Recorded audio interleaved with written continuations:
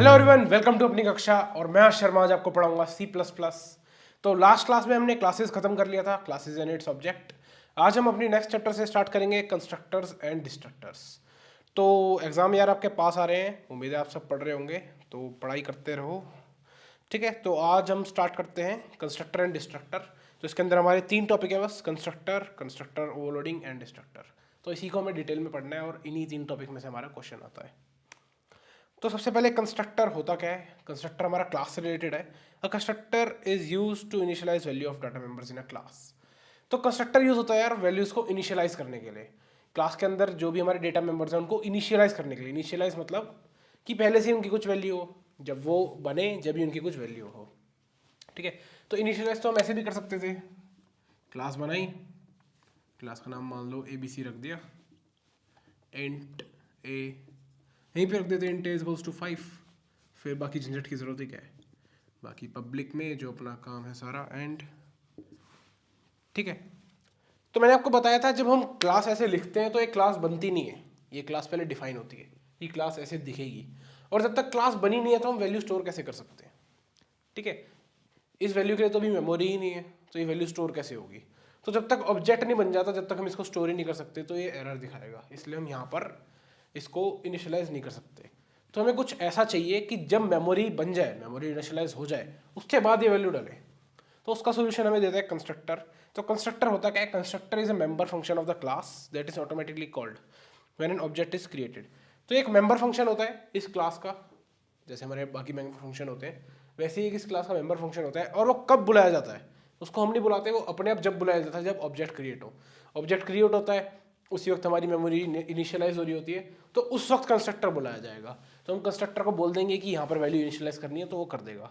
तो कंस्ट्रक्टर को कैसे बोलेंगे, तो इसमें लिखा हुआ है normally we can initialise value of class data member. जैसे मैंने बताया क्यों नहीं करते, इन्हें हमें ऑब्जेक्ट्स की मदद से करना पड़ता है। अब मान लो यहाँ पर तो होगा नहीं, ये तो बिल्कुल ही गलत है। ठीक है, अब मेरे को ए की वैल्यू करनी है, तो मैं यहाँ पर इसका ऑब्जेक्ट बना देता हूँ एक ABC का, लेट सपोज कैपिटल ए बना देता हूँ, कन्फ्यूजन ना हो। ठीक है, अब मेन के अंदर जाते हैं, वाइड मेन, इसके अंदर गए। अब ये ए ऑब्जेक्ट है कैपिटल है इसका, तो मैं क्या करता हूँ, इनिशियलाइज तो करना है। तो ए को मैंने कर दिया, जितना भी करना था 5 कर दिया, हो गया इनिशियलाइज। लेकिन ये इनिशियलाइज नहीं है। इनिशियलाइज क्या होता है, जिस वक्त बने उसी वक्त वैल्यू आ जाए। तो ये बना यहाँ है, इस वक्त बना है, लेकिन वैल्यू बाद में आई है। काम तो इससे भी चल जाएगा, लेकिन आगे देखेंगे इससे काम प्रॉपरली क्यों नहीं बनेगा। जो कंस्ट्रक्टर करेगा वो ये क्यों नहीं करेगा। तो constructor solve this problem and the values are initialised already. तो अब देखते हैं कंस्ट्रक्टर होता क्या है। कंस्ट्रक्टर किसी और मेंबर फंक्शन की तरह ही होता है हमारे क्लास के, लेकिन इसको हमें अपनी तरफ से नहीं बुलाना होता। ये अपने आप आ जाता है। कब आता है, जब हम ऑब्जेक्ट बनाएंगे ये अपने आप आ जाएगा उसी वक्त। ठीक है, आपने कोई भी ऑब्जेक्ट बनाया क्लास का, ABC क्लास का यहाँ ऑब्जेक्ट बनाया, तो ये अपने आप कॉल हो जाएगा, हम इसको कॉल करने की जरूरत नहीं है, इसलिए इसका नाम कंस्ट्रक्टर है। ठीक है, कंस्ट्रक्टर नेम जो होता है वो सेम एज क्लास नेम होता है। अगर क्लास का नेम ABC है तो कंस्ट्रक्टर का नेम भी ABC ही होगा। अगर इसे कुछ और अलग नाम दे दोगे वो तो आपका नॉर्मल मेंबर फंक्शन हो गया। ऐसा मेंबर फंक्शन जिसका नाम क्लास के नेम के सेम है तो वो हमारा कंस्ट्रक्टर हो जाता है। कंस्ट्रक्टर का काम क्या है, वैल्यू को इनिशियलाइज करना। कब इनिशियलाइज करना, जब ऑब्जेक्ट बने। जैसे ही ऑब्जेक्ट बनेगा जब की जब वैल्यू को इनिशियलाइज कर देगा। ठीक है, कंस्ट्रक्टर बनता कैसे वो हम आगे देखेंगे। कंस्ट्रक्टर जो होता है वो ऑलरेडी इनलाइन कंसिडर कराया जाता है। इनलाइन मैंने आपको लास्ट क्लास में बताया था कैसे इनलाइन फास्ट होता है। ठीक है, if a constructor is made private और प्रोटेक्टेड, अगर कंस्ट्रक्टर को प्राइवेट या प्रोटेक्टेड बना दें। कंस्ट्रक्टर का काम क्या है, वैल्यू को इनिशियलाइज करना। अगर उसको प्राइवेट या प्रोटेक्टेड बना देंगे, हम ऑब्जेक्ट बनाएंगे बाहर, अब वैल्यू इनिशियलाइज करने के लिए वो प्राइवेट के अंदर बैठा हुआ है, तो वो काम नहीं करेगा। इसलिए हम कंस्ट्रक्टर को मोस्टली पब्लिक बनाते हैं। बना तो देंगे, प्राइवेट प्रोटेक्टेड बना तो सकते हैं, लेकिन फिर वो काम नहीं करेगा, फायदा क्या है। ठीक है, तो कंस्ट्रक्टर की अब जरूरत क्या है, मेन पॉइंट, कंस्ट्रक्टर हम क्यों पढ़ रहे हैं, क्या जरूरत है कंस्ट्रक्टर की। तो यहाँ पर हम देखते हैं कैसे एक नॉर्मल स्ट्रक्चर के अंदर हम कैसे इनिशियलाइज करते हैं, और क्लास में हम एक कंस्ट्रक्टर के थ्रू कैसे इनिशियलाइज कर रहे हैं। तो स्ट्रक्चर स्टूडेंट है, int roll number float marks, तो ये कैपिटल है, इन्हें इग्नोर कर चलना है यार। Structure student in roll number float marks, int में मिला है। अब हम वैल्यू इनिशियलाइज कर रहे हैं। स्ट्रक्चर के केस में हम ऐसे इनिशियलाइज कर सकते हैं, स्टूडेंट S इक्वल टू 0,0.0, तो 0 यानी रोल नंबर 0 हो गया, और 0.0 यानी मार्क्स भी 0 हो गया। तो ऐसे इनिशियलाइज हो जाता है। लेकिन यहाँ पर देखो क्लास में कैसे करा है, int roll number float marks again public. अब ये देखो स्टूडेंट आगे ब्रैकेट है यानी फंक्शन का साइन है, और इसका नाम देखो जरा, नाम इसका क्लास के नाम के सेम ही है, तो यानी क्या है हमारा, यही हमारा कंस्ट्रक्टर है। तो एक मेंबर फंक्शन की तरह हमने इसमें ब्रैकेट्स बनाए और इसका काम क्या है, वैल्यू को इनिशियलाइज करेगा। तो इसने रोल नंबर को 0 कर दिया, मार्क्स को 0.0 कर दिया। अब दोनों में फ़र्क क्या था, दोनों ने काम तो सेम करा, लेकिन स्टूडेंट में जब हमने करा यहाँ पर स्ट्रक्चर के अंदर, तो मेरे को अलग अलग ऑब्जेक्ट के लिए बार बार मेरे को ये लिखना पड़ेगा। और यहाँ पर तो चलो सिर्फ 2 डेटा मेंबर्स से, इसलिए काम इजी हो गया। अगर बहुत सारे डेटा मेंबर्स आ जाएँ, प्राइवेट भी होते हैं उसमें, प्रोटेक्टेड भी होते हैं, उसको कैसे हम चेंज करेंगे, स्ट्रिंग आ जाए तो वो काम लेंथी हो जाएगा, वो काम हम दे देंगे कंस्ट्रक्टर को। अगर हमारे 15-20 ऑब्जेक्ट है तो क्या हम 15-20 के लिए सीरीज लिखते रहेंगे? नहीं, वो कंस्ट्रक्टर जब भी ऑब्जेक्ट बनेगा वो अपने आप, हम बस एक बार कोड लिखना है उसका। ठीक है, तो नीचे यही चीज़ लिखी हुई है, there are access specifier, private public भी होते हैं, तो उस केस में ये काम नहीं करेगा और बहुत सारे वेरिएबल आ जाएंगे तो टेक्निक फेल हो जाएगी और हर ऑब्जेक्ट के लिए अलग लिखना पड़ेगा, तो इससे हमें कोड जो है लेंथी हो जाएगा। डिफ़ॉल्ट कंस्ट्रक्टर क्या होता है? ये तो हमने अभी अपना कंस्ट्रक्टर बनाया था, जो पीछे बनाया है ये हमारा खुद का कंस्ट्रक्टर है जो रोल नंबर और मार्क्स को 0 कर रहा है। तो एक डिफ़ॉल्ट कंस्ट्रक्टर होता है। एक डिफ़ॉल्ट कंस्ट्रक्टर क्या होता है? जिसके अंदर कोई पैरामीटर नहीं जाते। ठीक है, तो इसमें कोई पैरामीटर नहीं जा रहे, जैसे फंक्शन भी पैरामीटर लेता है, हमारा कंस्ट्रक्टर भी पैरामीटर ले सकता है। तो इसमें कोई पैरामीटर नहीं है, तो ये हमारा डिफ़ॉल्ट कंस्ट्रक्टर हो गया। ठीक है, if we don't make any constructor for the class, ये बहुत इंपॉर्टेंट लाइन है। अगर हम क्लास का कोई कंस्ट्रक्टर नहीं बना रहे तो कंपाइलर अपने आप एक कंस्ट्रक्टर बनाएगा, और वो कैसा कंस्ट्रक्टर होगा? वो एक डिफ़ॉल्ट कंस्ट्रक्टर होगा जिसका काम क्या होगा, वो कोई इनिशियलाइज़ नहीं करेगा। ठीक है, वो एक कंस्ट्रक्टर होगा जो कंपाइलर खुद बनाएगा, वो इनिशियलाइज़ नहीं करेगा। वो क्या करेगा? वो सिर्फ उस ऑब्जेक्ट के लिए मेमोरी एलोकेट करेगा। अब ऑब्जेक्ट के लिए कुछ मेमोरी चाहिए, जैसे इस केस में इस क्लास का साइज़ क्या है, कैसे निकालेंगे? इंट का साइज होता है 2 बाइट, तो उस 2 बाइट को एलोकेट करने का काम होगा उस डिफ़ॉल्ट कंस्ट्रक्टर का। और अगर हम खुद का कंस्ट्रक्टर बनाते तो वैल्यू इनिशियलाइज भी करेगा और साथ साथ हमारी मेमोरी एलोकेट भी करेगा। तो ये डिफ़ॉल्ट कंस्ट्रक्टर होता है। पैरामीटराइज्ड कंस्ट्रक्टर, अगर हम पैरामीटर्स दे देंगे तो इसको रेगुलर कंस्ट्रक्टर भी कहते हैं। अगर रेगुलर कंस्ट्रक्टर के नाम से आ जाए तो कंफ्यूज नहीं होना है। पैरामीटराइज्ड कंस्ट्रक्टर ऐसा कंस्ट्रक्टर जिसके अंदर हम पैरामीटर्स दे दें, जैसे हम फंक्शन को पैरामीटर्स देते थे वैसे हम कंस्ट्रक्टर को भी पैरामीटर्स दे सकते हैं। तो देखते हैं, क्लास स्टूडेंट, यहाँ पर हमारा एक एग्जांपल दे रखा है, student class, int roll number float marks again public. इस बार स्टूडेंट के ब्रैकेट में इंट ए कॉमा फ्लोट बी दे दिया है।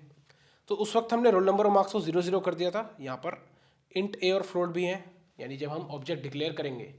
ठीक है, जब ऑब्जेक्ट डिक्लेयर करते हैं, जब हमारा कंस्ट्रक्टर कॉल होता है, तो इस वक्त हम ऑब्जेक्ट डिक्लेयर करते वक्त ही ये दोनों पैरामीटर्स उसको दे देंगे, और वो ऑब्जेक्ट ये दोनों पैरामीटर्स इस कंस्ट्रक्टर तक पहुँचा देगा, और ये दोनों पैरामीटर्स वैल्यूज़ को इनिशियलाइज करने में हमारी हेल्प करेंगे।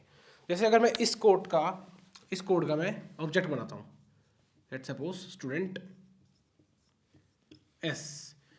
अब मेरे को ब्रैकेट में इसके 2 पैरामीटर देने पड़ेंगे, क्योंकि कंस्ट्रक्टर को पैरामीटर चाहिए, और कंस्ट्रक्टर कब कॉल होता है? जब ऑब्जेक्ट हमारा इनिशियलाइज होता है। हम यहाँ ऑब्जेक्ट बना रहे हैं तो कंस्ट्रक्टर कॉल होगा। अब कंस्ट्रक्टर को 2 पैरामीटर चाहिए, तो वो पैरामीटर मैं इसको दूंगा।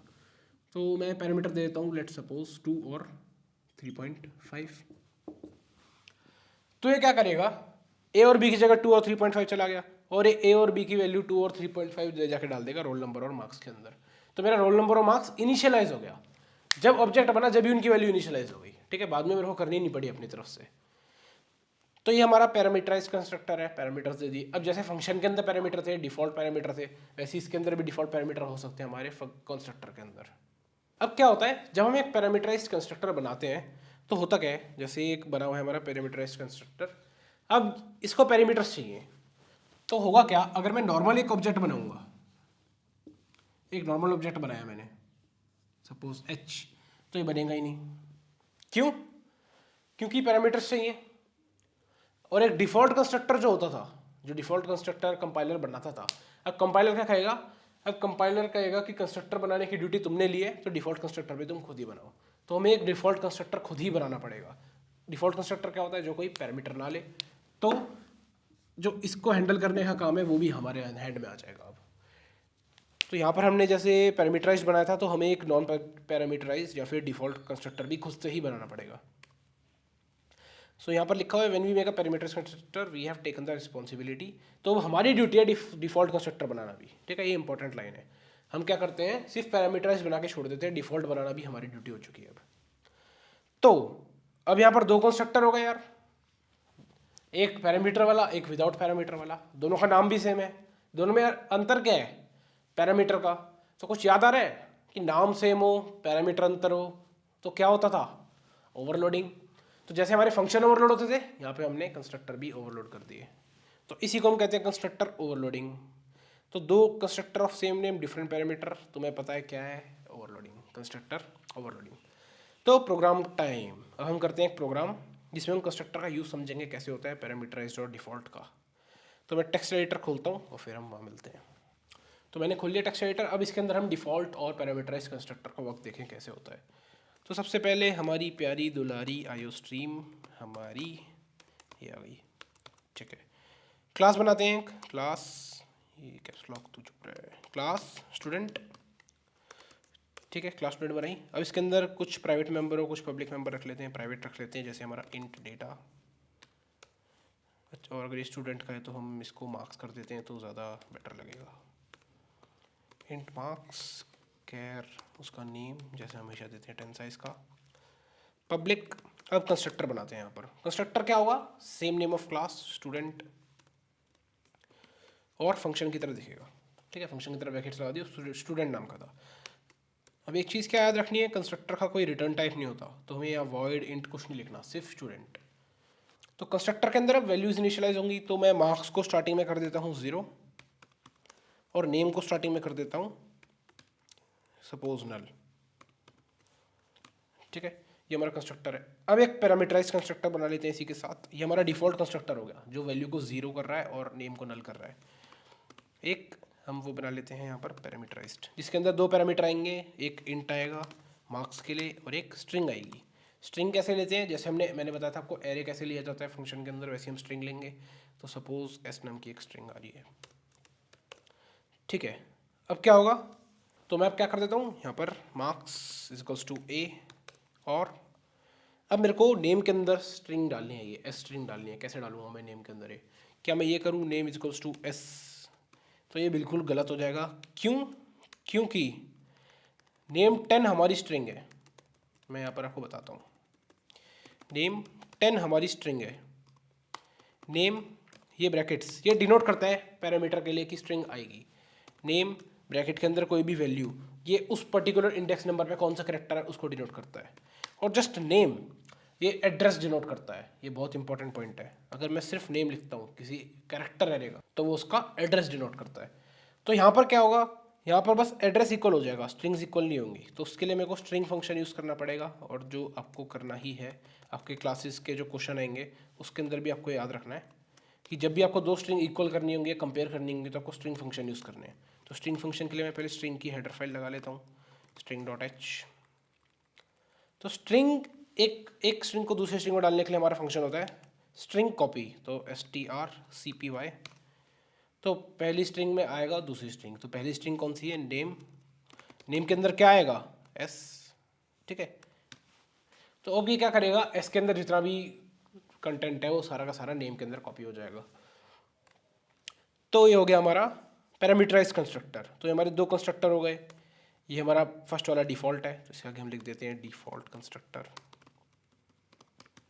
और ये नीचे वाला हमारा पैरामीटराइज्ड कंस्ट्रक्टर,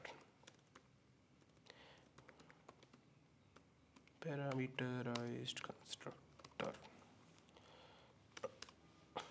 ठीक है। और इनके नाम भी सेम है, स्टूडेंट पैरामीटर्स अलग हैं, तो ये हमारे ओवरलोडेड भी हैं। और इनके नाम भी सेम है, स्टूडेंट, और इनके पैरामीटर अलग हैं। तो नाम सेम, पैरामीटर अलग, ओवरलोडेड। तो ये हमारे ओवरलोडेड कंस्ट्रक्टर्स भी हैं। अब क्या होगा, हम अपना मेन फंक्शन बनाते हैं, तो void main, ठीक है। void main, अब इसके ऑब्जेक्ट बनाते हैं स्टूडेंट। पहला स्टूडेंट मान लेते हैं, कोई भी नाम है, लेट्स सपोज रोहित, ठीक है। अब इसको हमने कोई पैरामीटर नहीं दिया है, तो ये कौन सा वाला स्टार्ट होगा, विदाउट पैरामीटर वाला, डिफ़ॉल्ट वाला। तो इसके मार्क्स 0, इसका नेम नल रहेगा। अब मैं दूसरा स्टूडेंट बनाता हूँ, फॉर एग्जांपल शिवम, ठीक है। और मैं इसको पैरामीटर्स दे देता हूँ, इसका मार्क्स और इसका नाम। तो इसके मार्क्स मान लेते हैं 100 में से आए हैं 2, ठीक है। और इसका नेम तो है ही शिव, ठीक है। तो ये वाला हमारा पैरामीटराइज कंस्ट्रक्टर हो गया। तो ये दोनों बन गए।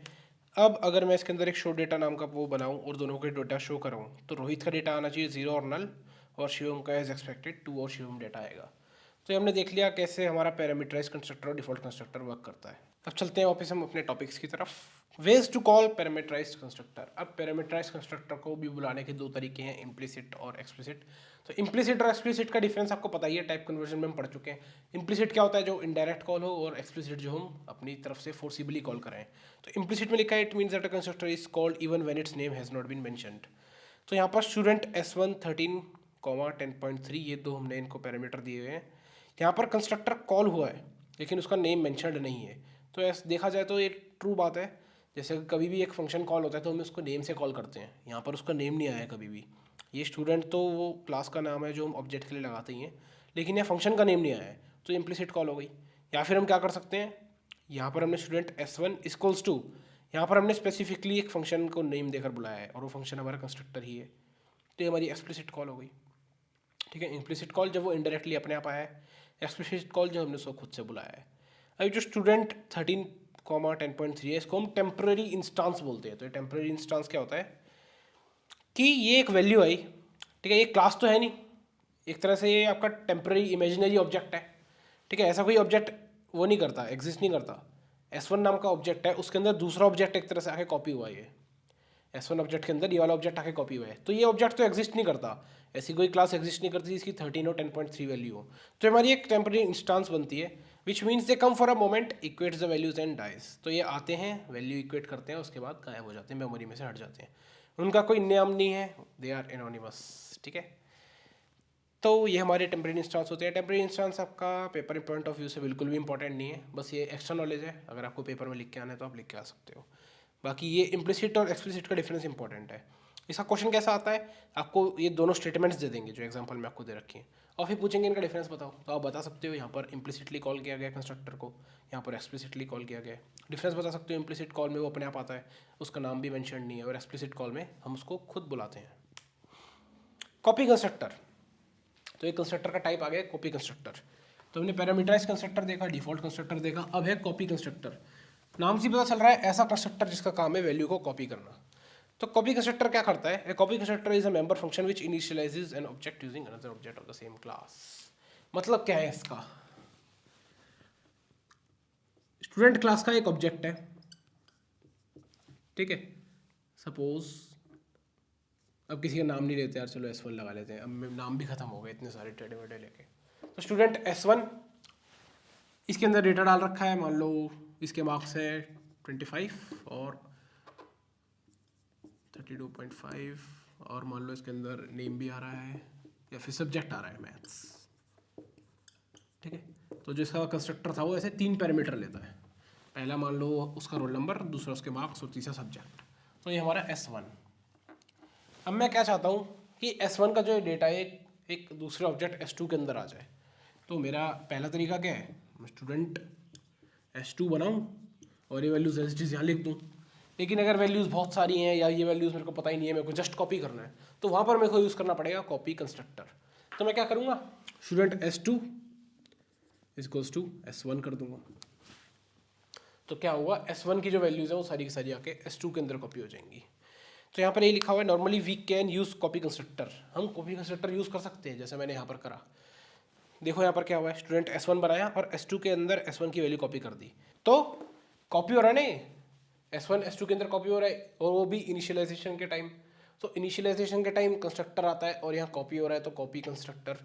तो इसमें S1 की वैल्यू आके S2 में कॉपी हो गई। लेकिन अगर हमें सिर्फ कुछ ही मेंबर कॉपी करने हैं, मान लो मेरे को सिर्फ उसका मार्क्स और सब्जेक्ट चाहिए था, मेरे को उसका रोल नंबर नहीं कॉपी करना था, रोल नंबर मेरे को इसका ही रखना था, तब क्या करेंगे, तब हम अपना खुद का कॉपी कंस्ट्रक्टर बनाएंगे जो ऐसे वर्क करेगा कि पहली वैल्यू को नहीं, सिर्फ बाकी की 2 वैल्यूज़ को कॉपी करेगा। तो अब देखते हैं कि खुद का कॉपी कंस्ट्रक्टर कैसे बनाया जाता है। तो making our own copy constructor. तो हमारा कॉपी कंस्ट्रक्टर कैसा दिखेगा, हमारे कॉपी कंस्ट्रक्टर एक कंस्ट्रक्टर की तरह ही, उसका नाम तो क्लास की तरह होगा, लेकिन जो पैरामीटर लेगा वो भी एक ऑब्जेक्ट होगा। तो अब हम बनाएंगे अपना एक खुद का कॉपी कंस्ट्रक्टर। तो हमारा कॉपी कंस्ट्रक्टर करेगा क्या, पहले वो देख लेते हैं। एक क्लास स्टूडेंट है मान लो, ठीक है, इस स्टूडेंट के अंदर 3 डेटा है, पहला है फ्लोट मार्क्स, अगला है इंट रोल नंबर, और तीसरा है सब्जेक्ट का नाम, करेक्टर सब्जेक्ट, और इसका साइज 10 मान लेते हैं। ठीक है, तो ये 3 इसके अंदर डेटा है। अब जो नॉर्मल कॉपी कंस्ट्रक्टर था जो हमें ऑलरेडी मिल रहा था, वो क्या करता है, वो मेंबर बाय मेंबर इक्वल कर देता है। तो मैं इसका एक ऑब्जेक्ट बनाता, ठीक है, अगर इसका एक ऑब्जेक्ट है मान लो S1 और इस S1 के अंदर वैल्यूज है उसकी सपोज 23.5, रोल नंबर उसका 21 और सब्जेक्ट है उसका मैथ्स। तो मेरे को ये सारा डेटा अपने ऑब्जेक्ट के अंदर कॉपी करना है, तो मैं इसको डायरेक्ट ऐसे भी इक्वल कर सकता था। जैसे मैंने स्टूडेंट नया बनाया S2 और मैं इसको डायरेक्ट इसके अंदर S1 ऐसे डाल सकता था। तो क्या होता, मेंबर बाय मेंबर सारी वैल्यू S2 के अंदर आ जाती। तो S2 का मार्क्स S1 के मार्क्स के इक्वल हो जाता, S2 का रोल नंबर S1 के रोल नंबर के बराबर हो जाता, और S2 का जो सब्जेक्ट है वो S1 के सब्जेक्ट के बराबर हो जाता। लेकिन अगर मैं चाहूँ कि मेरी तीनों चीज़ें इक्वल ना हो, मैं सिर्फ चाहता था कि सिर्फ मार्क्स और रोल नंबर इक्वल हो, सब्जेक्ट मेरे को चेंज करने हैं, तब मैं क्या करूँ, तब मेरे को खुद का कॉपी कंस्ट्रक्टर बनाना पड़ेगा। तो खुद का कॉपी कंस्ट्रक्टर कैसे बनेगा, पहले हम कंस्ट्रक्टर देखते हैं कैसे बनता है। Student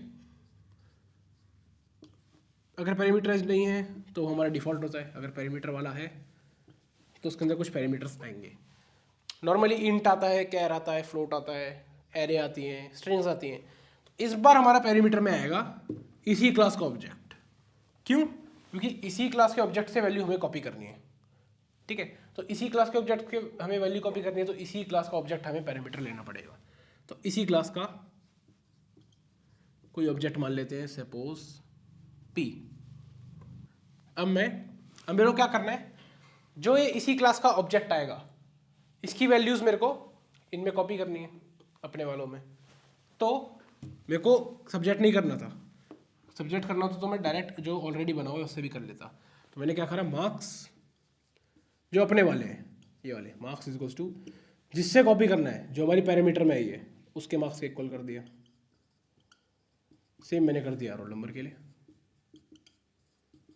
P dot roll number.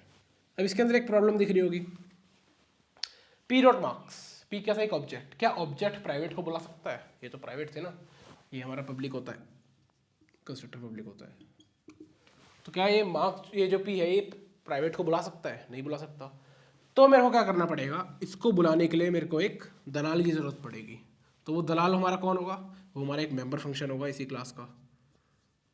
तो क्या करेगा वो मेरे को ये रोल नंबर और मार्क्स ला के देगा। कैसे ला कर देगा, मेंबर फंक्शन जो होता है उसके पास तो प्राइवेट की एक्सेस है, वो तो प्राइवेट तक जा सकता है, तो वो वहाँ से मेरे को उठा के ला कर दे देगा, ठीक है। तो उसने यहाँ पर अपना दलाली दिखाई, इंट मैंने उसका नाम रख दिया गेट रोल नंबर, क्योंकि वो मेरे को रोल नंबर ला कर दे रहा है, वो मेरे को रोल नंबर ला कर देगा। करेगा क्या, बस वो रिटर्न रोल नंबर कर देगा, क्योंकि उसके पास रोल नंबर की एक्सेस है। सेम मैं एक दलाल पकड़ूंगा मार्क्स के लिए, वो फ्लोट टाइप का दलाल होगा क्योंकि मार्क्स भी फ्लोट टाइप का है। वो क्या करेगा, वो मेरे को मार्क्स ला कर दे देगा, रिटर्न मार्क्स।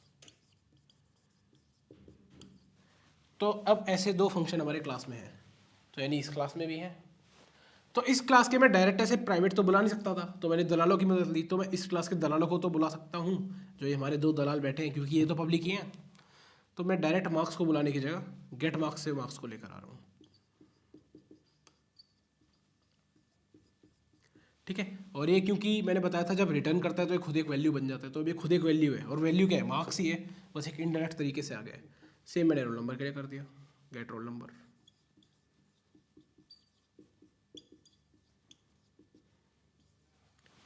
ठीक है, तो हमारे मार्क्स उस क्लास के मार्क्स के इक्वल होगा जो हमारी पैरामीटर में आएगी, हमारा रोल नंबर उस क्लास के रोल नंबर के इक्वल होगा जो हमारी पैरामीटर में आएगी। तो ये हमारी क्लास रेडी हो गई। अब देखते हैं मेन फंक्शन में कैसे वर्क करेगी।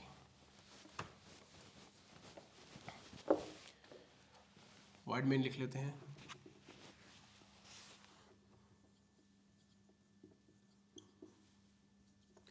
एक बार हम नॉर्मल कॉपी कंस्ट्रक्टर यूज करके देखते हैं जो हमें ऑलरेडी मिलता है। तो एक स्टूडेंट बनाता हूं मैं S1, और यहाँ पर मैंने अभी वाला कंस्ट्रक्टर नहीं बनाया जो वैल्यूज डालेगा, तो हम अज्यूम करके चल लेते हैं। तो उसके अंदर मैंने मार्क्स डाले 23.5, रोल नंबर डाला 21, सब्जेक्ट डाला मैथ्स, ठीक है। अब मैंने एक नया ऑब्जेक्ट बनाया S2, मेरे को S2 के अंदर इसकी वैल्यूज डालनी थी। तो S2 के अंदर मैंने क्या करा, इक्वल टू S1, बस इससे वही हुआ कि सारी वैल्यूज इसके अंदर चलेगी मेंबर बाय मेंबर। अगर मेरे को सारी वैल्यूज डालनी है तो ये एकदम परफेक्ट चॉइस है हमारे लिए। अगर सारी वैल्यू नहीं डालनी तो मैं अपना वाला तरीका आजमाऊंगा। मेरा क्या है, एक ओवरलोडेड कंस्ट्रक्टर, ठीक है।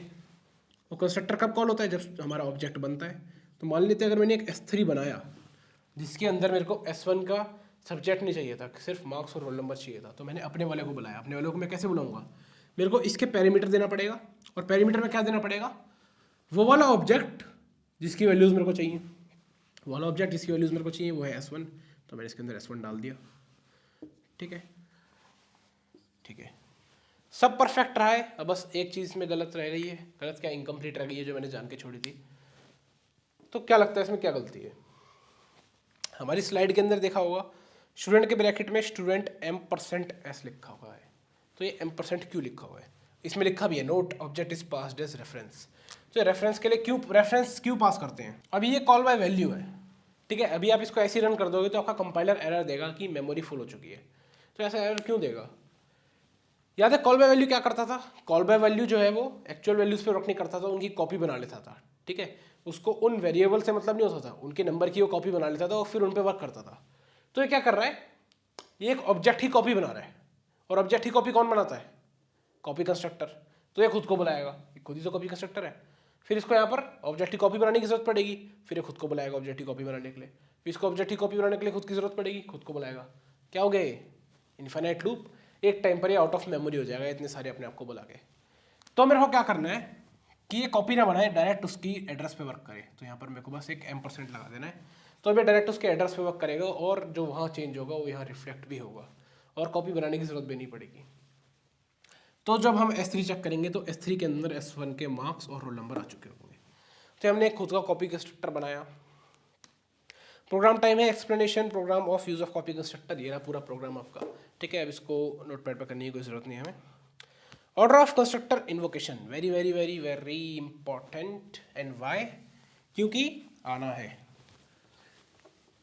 जो आता है मैं उस पर सिर्फ वेरी इंपॉर्टेंट लिखता हूँ। अगर इतने सारे वेरी लिखे हैं तो इसका मतलब ये आना ही आना है। तो ऑर्डर ऑफ कंस्ट्रक्टर इन्वोकेशन यानी कि किस ऑर्डर में कंस्ट्रक्टर आएंगे। उससे पहले हमें ये पता है कि कंस्ट्रक्टर आते कब है, जब हमारा ऑब्जेक्ट क्रिएट होता है। तो मान लेते हैं मैंने एक क्लास के 3 ऑब्जेक्ट बनाए,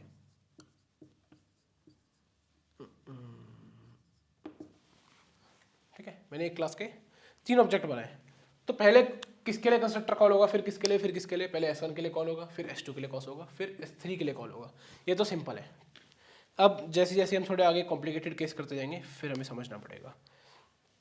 इन case of complex situation such as nested class और इनहेरिटेड क्लास। इनहेरिटेड क्लास का तो हमें नेक्स्ट चैप्टर में पढ़ना है, नेस्टेड क्लास का हमें यहीं पर पढ़ना है। तो नेस्टेड क्लास के केस में क्या होगा, तो मैं 2 नेस्टेड क्लास बना लेता हूँ। स्टूडेंट क्लास स्टूडेंट है हमारी, इसके अंदर मान लो कुछ भी डेटा है, अब ज़्यादा उसमें वो नहीं लिखेंगे हम। क्लास आई कार्ड जैसे हमने पहले करते हैं, इसके अंदर भी कुछ डेटा है, ठीक है। इसका कुछ कंस्ट्रक्टर है, पब्लिक आई कार्ड, इसका भी कुछ कंस्ट्रक्टर है अपना स्टूडेंट, और यहीं पे हम इसको पब्लिक भी कर देते हैं, ठीक है। तो मैं स्टूडेंट का जब ऑब्जेक्ट बनाऊंगा, ठीक है, मान लेते हैं हमारा मेन प्रोग्राम यहाँ है और मैंने स्टूडेंट का एक ऑब्जेक्ट बनाया। तो यहाँ पर किस किस का कंस्ट्रक्टर कॉल होगा, तो मैंने स्टूडेंट S1 बनाया। ये क्या करेगा, स्टूडेंट नाम के क्लास के लिए मेमोरी एलोकेट करेगा, ठीक है। एक तरह से क्लास को ये बनाएगा अभी S1 के लिए। अब ये क्लास को बनाने निकला, इसने यहाँ से मेंबर उठा के मेमोरी डाल दी, पब्लिक में गया क्लास आई कार्ड। इसको क्लास आई कार्ड के लिए मेमोरी बनानी है, लेकिन क्लास आई कार्ड तो खुद ही नहीं बना हुआ इस वक्त, ठीक है। डेटा वेरिएबल्स है उनके लिए इसने मेमोरी एलोकेट कर दी, क्लास आई कार्ड पे आया, क्लास आई कार्ड के लिए इसको मेमोरी एलोकेट करनी थी, लेकिन क्लास आई कार्ड तो खुद ही अभी बना नहीं है, खुद ही क्रिएटेड नहीं है। तो पहले हमें क्लास आई कार्ड को क्रिएट करना पड़ेगा। तो इसको क्रिएट करेंगे, इसको क्रिएट कौन करता है, कंस्ट्रक्टर ही क्रिएट करता है ऑब्जेक्ट से। तो पहले इसका कंस्ट्रक्टर कॉल होगा, जब तक इसका कंस्ट्रक्टर कॉल नहीं होगा हमारी बाहर वाली क्लास बन ही नहीं सकती, ठीक है। तो पहले इनर क्लास का कंस्ट्रक्टर कॉल होता है, पहले इनर क्लास कॉल होगा, उसके बाद आउटर का कॉल होगा आपका, क्योंकि अगर इनर ही नहीं बनेगी तो आउटर पूरी तरह लोकेट नहीं हो पाएगी। तो इसमें ये इंपॉर्टेंट पॉइंट है नेस्टेड क्लासेस के केस में, जब दो दो आपके कंस्ट्रक्टर हो तो पहले इनर का कॉल होता है फिर आउटर का। कंस्ट्रक्टर ओवरलोडिंग ये भी आपका इंपॉर्टेंट है। Like functions constructor can be overloaded too. यहाँ पर कुछ एग्जांपल दिए हुए हैं अलग अलग आपके पैरामीटर्स। ओवरलोडिंग हमने अच्छे से पढ़ लिया है तो इसमें कोई कन्फ्यूजन नहीं होनी चाहिए। अब कंस्ट्रक्टर एक समरी देख लेते हैं। कंस्ट्रक्टर क्या था? Constructor are automatically invoked when the objects are created. जब भी ऑब्जेक्ट बनेंगे अपने आप कॉल हो जाएंगे, हमें कॉल करने की जरूरत नहीं है।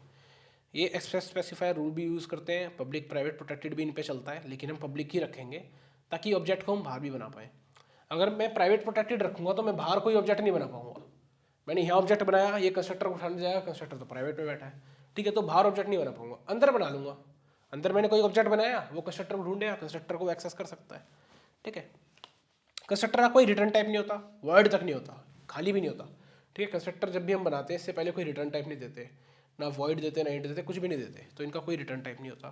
कंस्ट्रक्टर को कभी स्टैटिक नहीं बनाना, जैसे हम स्टैटिक डेटा टाइप बनाए थे, स्टैटिक मेंबर फंक्शन भी बनाए थे, वैसे कभी भी कंस्ट्रक्टर स्टैटिक नहीं होगा हमारा। Default and copy constructor are created by the compiler where needed. Default और copy constructor, default constructor compiler खुद से बना लेता है, कॉपी कंस्ट्रक्टर भी कंपाइलर खुद से बना लेता है जब हम वो इक्वल टू करके कर लेते हैं। तो ये कुछ ऐसे टाइप के हैं जो कंपाइलर खुद से बना सकता है। कंस्ट्रक्टर को इनहेरिट नहीं कर सकते। इनहेरिट हमारा नेक्स्ट लेक्चर है, अगर आपको थोड़ा सा आइडिया है तो आपको पता चल जाएगा कि कंस्ट्रक्टर को हम इनहेरिट नहीं कर सकते। However a child class can call the father classes constructor. यानी अगर एक चाइल्ड क्लास है तो अपने फादर क्लास, मैंने बताया था ना एक रिलेशन बनाते हैं, वो भी हम अच्छे से पढ़ेंगे, नेक्स्ट लेक्चर वही आ रहा है। तो चाइल्ड क्लास जो है वो फादर क्लास के कंस्ट्रक्टर को कॉल कर सकता है। It's not possible to take the address of constructor. तो कंस्ट्रक्टर का हम एड्रेस नहीं ले सकते, उसका काम होता है मेमोरी एलोकेट करना, वो कहीं खुद स्टोर नहीं है। डिस्ट्रक्टर्स बहुत आसान है और इंपॉर्टेंट भी है। तो कंस्ट्रक्टर क्या करता है? ऑब्जेक्ट के लिए हमारी मेमोरी एलोकेट करता है, ठीक है।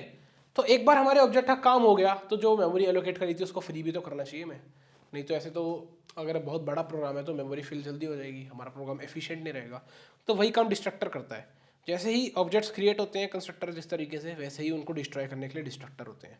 डिस्ट्रक्टर क्या है? डिस्ट्रक्टर अगेन एक मेंबर फंक्शन है। कैसा मेंबर फंक्शन? जिसका नाम क्लास जैसा है, बस अंतर क्या है, इसके स्टार्टिंग में एक टिल्ड का साइन है। टिल्ड हमारा ये वाला साइन होता है, ठीक है, या फिर कीबोर्ड में टैब के ऊपर होता है। तो स्टार्टिंग में एक टिल्ड का साइन लगा देंगे तो हमारा डिस्ट्रक्टर बन जाएगा। तो अगर एक स्टूडेंट क्लास का कंस्ट्रक्टर ऐसा दिखता है स्टूडेंट, तो एक स्टूडेंट क्लास का डिस्ट्रक्टर कैसा दिखेगा? सिमिलर, बस स्टार्टिंग में एक टिल्ड का साइन होगा। इसका काम क्या है? कंस्ट्रक्ट करना, मेमोरी एलोकेट करना ऑब्जेक्ट के लिए। इसका काम क्या है? जो मेमोरी एलोकेट हुई थी उसका काम खत्म हो गया तो उसको फ्री कर। तो ये डिस्ट्रक्टर का काम था। अब डिस्ट्रक्टर की जरूरत कब पड़ती है? तो why is a destructor required? अब डिस्ट्रक्टर की जरूरत क्या है, क्यों चाहिए हमें डिस्ट्रक्टर?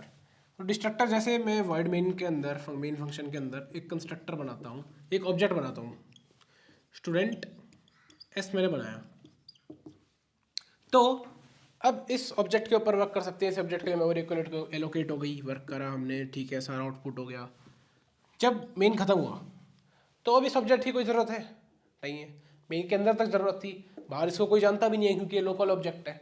ग्लोबल ऑब्जेक्ट होता तो हम उसको मान भी सकते थे, लोकल ऑब्जेक्ट है, यहाँ तक खत्म हो जाना है इसके बाद। तो हम क्या करते हैं, जो इसके लिए हमने मेमोरी बनाई थी ना, बाहर निकलने से पहले उस मेमोरी को फ्री कर देते हैं ताकि बाकियों के लिए वो खाली बच जाए।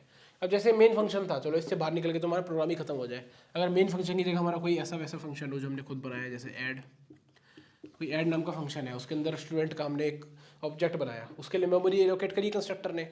अब जब इस ऐड से बाहर आएंगे तो इस मेमोरी को फ्री क्यों ना कर दें, तो हमारा काम बढ़िया हो जाएगा। तो इस मेमोरी को फ्री कौन करेगा? डिस्ट्रक्टर। तो डिस्ट्रक्टर कैसा दिखता है? वही टिल लगा के कुछ नहीं करेगा, बस वो फ्री कर देगा। तो डिस्ट्रक्टर के बारे में पढ़ते हैं। डिस्ट्रक्टर कब आता है? When ever an object goes out of scope. जैसा हम यहाँ देख रहे थे, जैसे ही स्कोप से बाहर निकला, अपने लोकल स्कोप से बाहर निकला, डिस्ट्रक्टर अपने आप आएगा और मेमोरी फ्री कर जाएगा। Destructor can't have any return type parameter. अब इसमें रिटर्न टाइप नहीं होते कंस्ट्रक्टर की तरह, लेकिन कंस्ट्रक्टर में पैरामीटर हो सकते थे, डिस्ट्रक्टर में पैरामीटर भी नहीं हो सकते क्योंकि इसका तो मेमोरी फ्री करना काम है, पैरामीटर लेकर करेगा क्या। डिस्ट्रक्टर को हम इनहेरिट नहीं कर सकते, डिस्ट्रक्टर को हम ओवरलोड नहीं कर सकते, डिस्ट्रक्टर स्टैटिक नहीं होगा। और यहाँ पर it's not possible to take the address of destructor आएगा, तो डिस्ट्रक्टर का भी हम एड्रेस नहीं ले सकते। Destructor also follows the access specifier rules. तो ये भी private, public and protected follow करता है।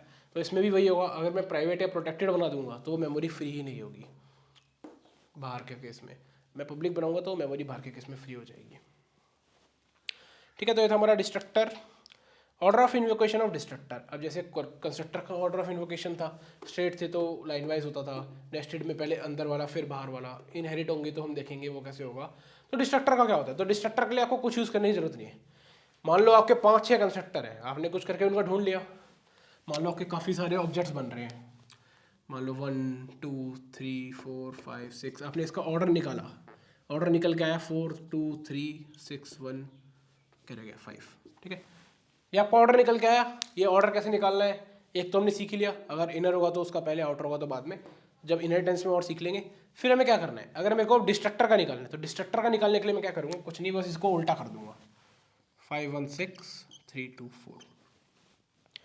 तो अगर 4 का कंस्ट्रक्टर पहले कॉल हुआ था और 5 का कंस्ट्रक्टर लास्ट में कॉल हुआ था, तो ये बिल्कुल पलट जाएगा।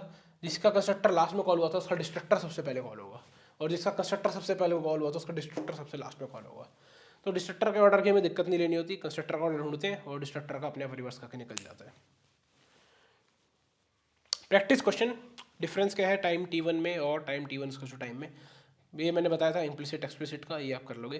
कंस्ट्रक्टर डिस्ट्रक्टर में डिफरेंस क्या है, कंस्ट्रक्टर डिस्ट्रक्टर ने पूरा डिटेल में पढ़ लिया है, तो कंस्ट्रक्टर का काम होता है मेमोरी एलोकेट करना, डिस्ट्रक्टर का काम होता है मेमोरी को उसको फ्री करना। कंस्ट्रक्टर कब कॉल होता है, डिस्ट्रक्टर कब कॉल होता है, आप बता देना कंस्ट्रक्टर में क्या हो सकता है, डिस्ट्रक्टर में क्या हो सकता है। जो पीछे हमारी समरी वाली स्लाइड्स है उसमें से आप पूरा पूरा कर सकते हो। What is a copy constructor, copy constructor क्या है, व्हेन इट इज कॉल्ड, कब बुलाया जाता है, और कंस्ट्रक्टर ओवरलोडिंग क्या होती है। तो ये आपको समझ तो आ गई होंगी क्या है, लेकिन ये कैसे लिख के आनी है ये आपको और इंपॉर्टेंट आना चाहिए। तो डिस्क्रिप्शन में हमने नोट्स डाल रखे हैं, बहुत बढ़िया नोट्स हैं यार, पूरे एग्जाम बेस्ड हैं, तो जितना एग्जाम पॉइंट ऑफ व्यू से हो सकता है वैसे नोट्स बनाए हुए हैं। तो उसमें से आप देख लेना कि कैसे डेफिनेशन लिखी जाती है, आपको आइडिया मिल जाएगा। कई बार ऐसा होता है कि हमें आंसर आता तो होता है लेकिन हम उसको लिखने में छूट जाते हैं, ठीक है। तो कॉपी कंस्ट्रक्टर आप वहाँ से देख लेना कैसे लिखना है, और प्रोग्राम स्निपेट्स देखते हैं, कुछ क्वेश्चंस देखते हैं बुक के। नेक्स्ट क्वेश्चन देखते हैं क्या है। नेक्स्ट क्वेश्चन में हमें एरर निकालना है। क्लास ABC दे रखी है, ठीक है, इन टेक्स इज इक्वल्स टू 10, तो यहाँ पर इन्होंने गलत इनिशियलाइज कर दिया। इनिशियलाइज करने के लिए हम कंस्ट्रक्टर यूज़ करते हैं, ऐसे हम इसको इनिशियलाइज नहीं कर सकते क्योंकि अभी तो क्लास बनी नहीं है, क्लास बनी नहीं है तो उसकी वैल्यू 10 डाल कैसे सकते हैं हम। तो ये जो x इज इक्वल्स टू 10 वाली लाइन है इसको हमें कंस्ट्रक्टर के अंदर ले जाना पड़ेगा, y इज इक्वल्स टू 5 के साथ लिखना पड़ेगा इसको, x is equals to 10। Float y ठीक है, ABC कंस्ट्रक्टर बनाया, ठीक है, डिस्ट्रक्टर बना रहे हैं, टिल्ड का साइन तो दिख रहा है लेकिन डिस्ट्रक्टर में ABC नाम लिखना भूल गए, तो वहाँ पर ABC का नाम आ जाएगा, ठीक है। वॉइड मेन के अंदर ABC A1, A2। अब इसके अंदर एक एरर दिखेगा आपको, ये वैसे सिंटैक्स एरर नहीं है लेकिन एरर तो है कि आपका जो ABC कंस्ट्रक्टर और ABC डिस्ट्रक्टर है ये दोनों पब्लिक नहीं करे गए हैं। तो हमसे सिर्फ सिंटैक्स एरर निकालने के लिए बोला था तो हमने सिंटैक्स एरर निकाल दिए हैं, ठीक है। नेक्स्ट क्वेश्चन देखते हैं। एक हमें प्रोग्राम दे रखा है और इसके बेसिस पे हमें 1 और 2 क्वेश्चन का बताना है। मोस्ट इंपॉर्टेंट क्वेश्चन है, ठीक है, इस टाइप का क्वेश्चन ही आते हैं। Name the specific feature of class shown by function 1 and function 2। तो फंक्शन 1 क्या है, कंस्ट्रक्टर है, फंक्शन 2 क्या है, डिस्ट्रक्टर है, देख के पता लग गया। How would function 1 and function 2 get executed, तो फंक्शन 1 कब एग्जीक्यूट होगा, जब भी इस क्लास साइंस का कोई ऑब्जेक्ट क्रिएट होगा, और फंक्शन 2 कब एग्जीक्यूट होगा, जब भी वो ऑब्जेक्ट आउट ऑफ स्कोप जाएगा, या फिर कोई भी ऑब्जेक्ट आउट ऑफ स्कोप जाएगा तो डिस्ट्रक्टर कॉल होगा। नेक्स्ट क्वेश्चन क्या है, नेक्स्ट क्वेश्चन में आपको एक स्ट्रिंग s.h क्लास बाजार बनाई है, इसके अंदर आपसे पूछा गया है will statement 1 initialise all the data mentors for object b with values given in the function 1, yes और नो। तो उन्होंने पूछा है जो स्टेटमेंट 1 है बाजार b, ये क्या ऑब्जेक्ट b के सारे डेटा मेंबर्स को इनिशियलाइज कर देगा जो फंक्शन 1 में दिए गए हैं।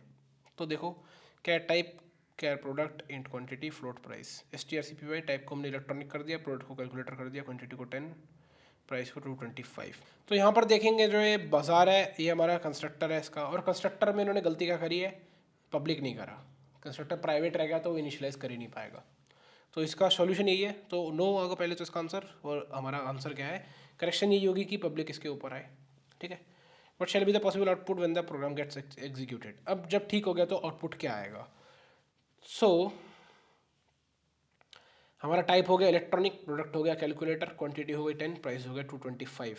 अब हमें डिस्प्ले के हिसाब से इन्हें डिस्प्ले करा देना है। पहले आएगा इलेक्ट्रॉनिक, फिर डैश, फिर कैलकुलेटर, फिर कॉलन, फिर 10, फिर एट द रेट, फिर 25 और एक न्यू लाइन जो अब काम की नहीं रही। तो हमारे इस प्रोग्राम का आउटपुट हो गया। सिंपल क्वेश्चन है, ऐसे क्वेश्चन आएंगे।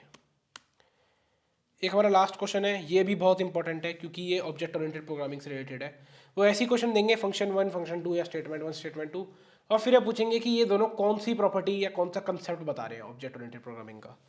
तो इसमें देखते हैं what is function for referred as. Function for क्या है? फंक्शन फॉर हमारा डिस्ट्रक्टर है। ये कब बुलाया जाता है? When it is invoked. ये जब भी बुलाया जाएगा जब आपका ऑब्जेक्ट आउट ऑफ स्कोप चला जाएगा, ठीक है।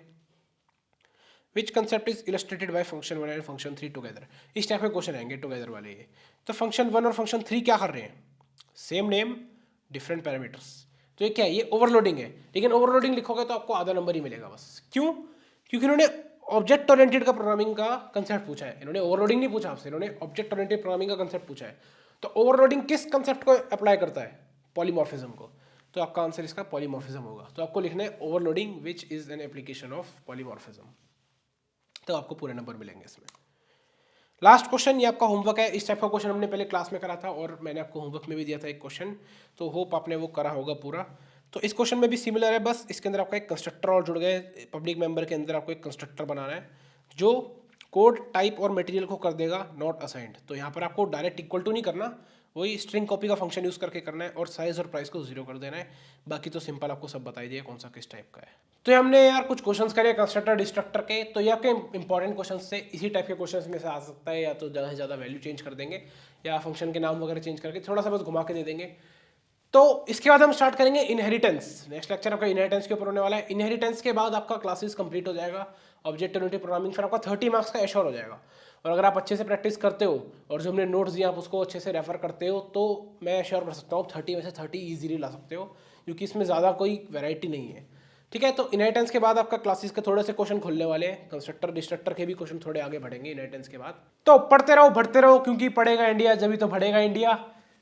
मिलता हूँ आपके साथ नेक्स्ट वीडियो में। Till then eat well, sleep well and study well.